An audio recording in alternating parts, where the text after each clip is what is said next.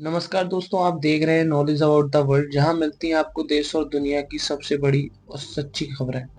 बिना किसी हाइप के आज हम बात करने वाले हैं एक ऐसी ब्रेकिंग बिजनेस अपडेट की जिसमें टाटा मोटर्स के शेयर में 10% की जबरदस्त गिरावट देखने को मिली है। और उसके पीछे का क्या रीजन है? जेएलआर का यूएस एक्सपोर्ट्स रोकना, लेकिन क्यों रोका गया है ये एक्सपोर्ट? क्या ट्रम्प के नए टैरिफ्स का असर होगा इंडिया के ऑटोमोबाइल सेक्टर पर? ये जानते हैं पूरी कहानी को डिटेल में। असवा बीएसई पर टाटा मोटर्स के शेयर 552.50 के लेवल तक गिर गए, यानी कि 10% की शार्प फॉल। 10 बजकर 15 मिनट तक ये और नीचे आ गए, यानी कि 548 रुपये 60 पैसे तक ट्रेड कर रहे थे। ये गिरावट किसी छोटी मोटी बात की वजह से नहीं आई है, बल्कि एक बड़ी अनाउंसमेंट की वजह से आई है। टाटा मोटर्स की US based subsidiary Jaguar land rover ने ऑफिशियली अनाउंसमेंट किया है कि वो अप्रैल के महीने में यूनाइटेड स्टेट्स में अपने व्हीकल एक्सपोर्ट टेम्परेरी रोक रहे हैं। और इस डिसीजन के पीछे है ट्रम्प एडमिनिस्ट्रेशन का एक बहुत बड़ा मूव, जिसमें यूएस ने फॉरेन मेड कार्स पर 25% का इंपोर्ट टैरिफ लगा दिया है। जेएलआर के पास यूएस में कोई भी मैन्युफैक्चरिंग प्लांट नहीं है। वो पूरा यूएस का डिमांड यूके से एक्सपोर्ट करके पूरा करते हैं। सिर्फ 2024 के लास्ट क्वार्टर में ही जेएलआर ने 38,000 लग्जरियस व्हीकल्स जैसे कि जैगुआर लैंड रोवर और डिफेंडर यूएस में एक्सपोर्ट किए थे। जेएलआर का ऑफिशियल स्टेटमेंट जो कंपनी ने दिया है, उन्होंने बोला है कि USA is an important market for JLR as we work to address the new trading terms with our business partners. We are enacting short term actions including a shipment pause in April while we develop our mid to long term strategies।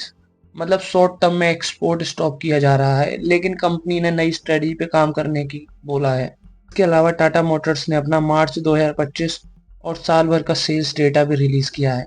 मार्च 2025 का total domestic sales 90,500 unit है, पिछले साल से लगभग same.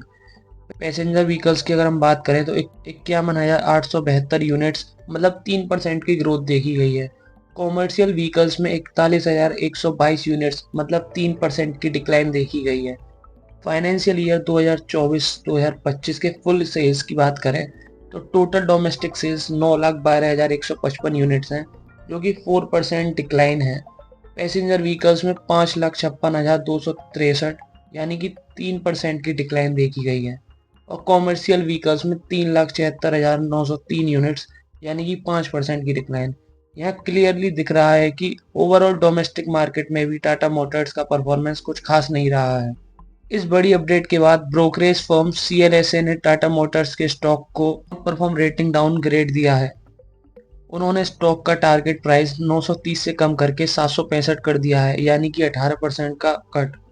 CLSA ने JLR का future EBI टीडा forecast को भी रिवाइज किया है फाइनेंशियल ईयर 2026 के लिए। लेकिन एक पॉजिटिव पॉइंट ये है कि उन्होंने एक्सपेक्ट किया है कि जेएलआर फाइनेंशियल ईयर 2026 और 2027 में दोनों ही सालों में पॉजिटिव फ्री कैश फ्लो करेगा। अब मैं आपको इस वीडियो में सीएलएसए के बारे में थोड़ी ब्रीफिंग देता जाऊं।